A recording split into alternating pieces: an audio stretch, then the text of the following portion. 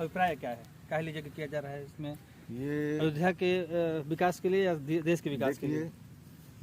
यज्ञ का तो उद्देश्य सारे विश्व का कल्याण जी, है। जी, प्राणी मात्र के कल्याण के लिए, संपूर्ण प्रकृति के कल्याण के लिए यज्ञ किया जाता है। सर्वे भवन्तु सुखिनः सर्वे सन्तु निरामयाः का सिद्धांत है, और उस सिद्धांत के अंतर्गत ही ये धार्मिक आयोजन प्रयोजन हमारे सनातन धर्म में अनादिकाल से होता चला आया है। अब रही बात अयोध्या में ये जो यज्ञ हो रहा है, यह एक अद्वितीय यज्ञ है, और लगभग मुझे जहाँ तक स्मरण है कि 50 वर्षों में आधी शताब्दी बीत गई, इतना बड़ा यज्ञ अयोध्या में अभी नहीं हुआ। हमने सुना है सत या सहस्त्र चंडी यज्ञ तक मैंने सुना है।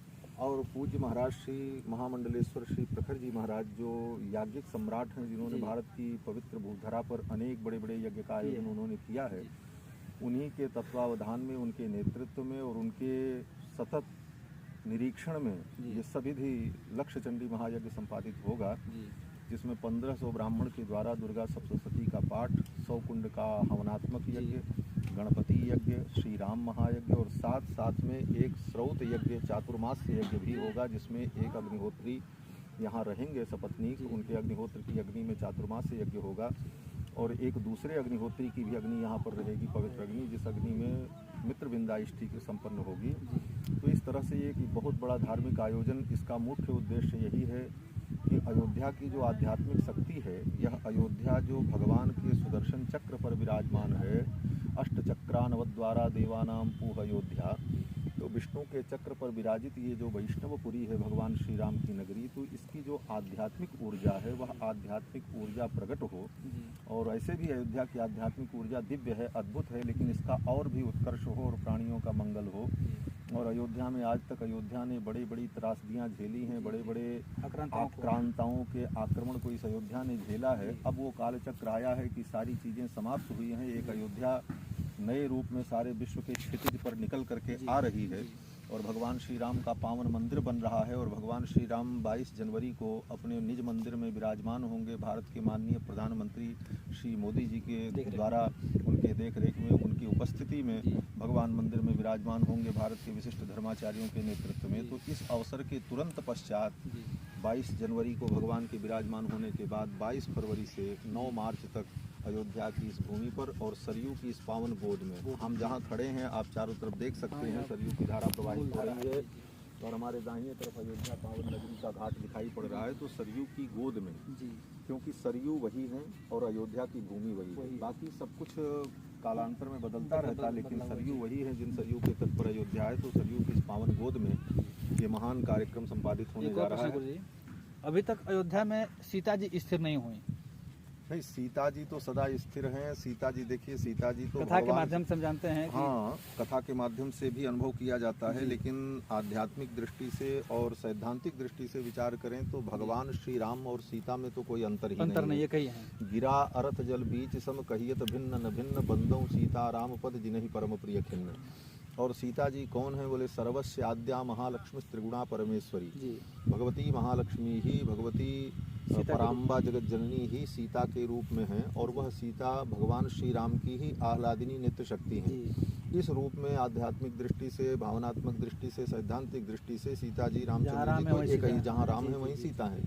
परंतु लोकलीला में सीता जी जनकपुर से पधारी और फिर वो वन में गई, वन से आने के बाद महर्षि वाल्मीकि के आश्रम में गई, वाल्मीकि के आश्रम से आने के बाद उन्होंने धरती में प्रवेश किया, पृथ्वी के भूगर्भ में चली गई। तो उन भगवती का प्रत्यक्ष सान्निध्य अयोध्या की भूमि पर कम रहा जी, यही तो यह भी एक इतिहास का विषय है और कथा का अंग है। तो इन सब विचारों को देखते हुए ये निर्णय हुआ है कि इस तरह का भगवती की उपासना यहाँ पर की जाए, जिससे भगवती की महिमा प्रकट हो और भगवती की कृपा हम लोगों को प्राप्त हो, क्योंकि माँ की कृपा ही सबसे बड़ी कृपा होती है। पिता दुलार करता है, प्यार करता है, पालन पोषण करता है, लेकिन दूध तो माँ ही पिलाती है, जिस दूध को पी करके व्यक्ति जीवित रहता है। तो माँ का जो महत्व है जीवन में, इसलिए भगवती की कृपा हो, भगवती प्रसन्न हो, इस उद्देश्य से ये महान कार्यक्रम अयोध्या की इस पावन भूमि पर होने जा रहा है। और देशवासियों से जमीन लगभग है अपना जिसमें यज्ञ हो रहा है, ये पूरी लगभग 2 किलोमीटर लंबी, यहाँ से वहाँ तक आप देख सकते हैं, वहाँ टीन का घेरा लगा हुआ है, लगभग 2 किलोमीटर और 1 किलोमीटर चौड़ाई में, 2 किलोमीटर लंबा, 1 किलोमीटर चौड़ा एरिया में ये इतना बड़ा कार्यक्रम होगा, जिसमें लगभग प्रतिदिन 10,000 20,000 लोग दर्शनार्थी आएंगे और उनके लिए भंडारा की भी व्यवस्था, लंगर की व्यवस्था रहेगी। जो जितना आवे दर्शन करें, यज्ञ की परिक्रमा करें, प्रसाद पावें, कथा श्रवण करें, सत्संग करें, दर्शन लाभ लेकर के पुण्य के भागी बने।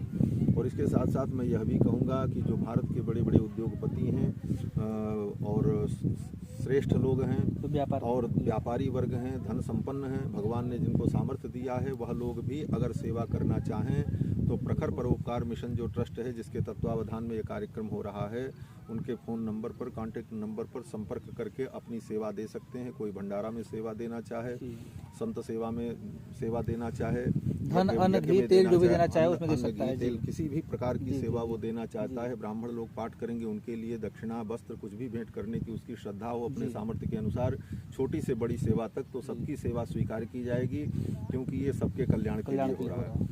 और यज्ञ में सबकी सेवा हो तभी यज्ञ की पूर्णता होती है। तो जो लोग करना चाहें वे लोग भी कर सकते हैं।